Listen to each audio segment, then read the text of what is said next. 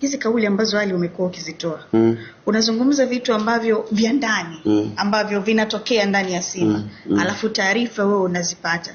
Ukisema kwamba umepewa taarifa na jasusi. Kwanza mimi sijawahi kuitaja klabu ya Simba. Yes, hujawahi kuitaja. Lakini sio mimi nasema na jasusi wangu. Una jasusi wako kwenye moja ya timu. Sijasema ni Simba mimi.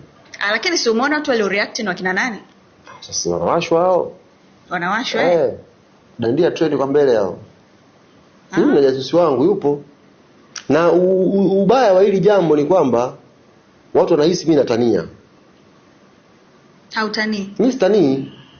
Kwamba jasusi yupo kweli. Ni kweli. Sitanii. Na anakupa taarifa. Hapa ina taarifa mpya.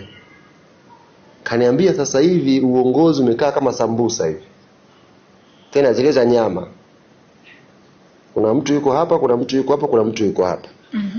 Wanaanza kuindana. Sitanii. Kwamba ni kumeharibika. Mimi ninachokiongea kuhusu jasusi wangu sio utani. Wakiendelea kuchukulia ni utani, sawa. Lakini mimi sitanii, ni kweli.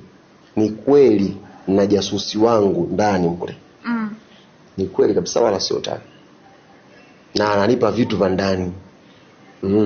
Okay. Kabisa. Kwa mfano jasusi wakati ananieleza mimi kwamba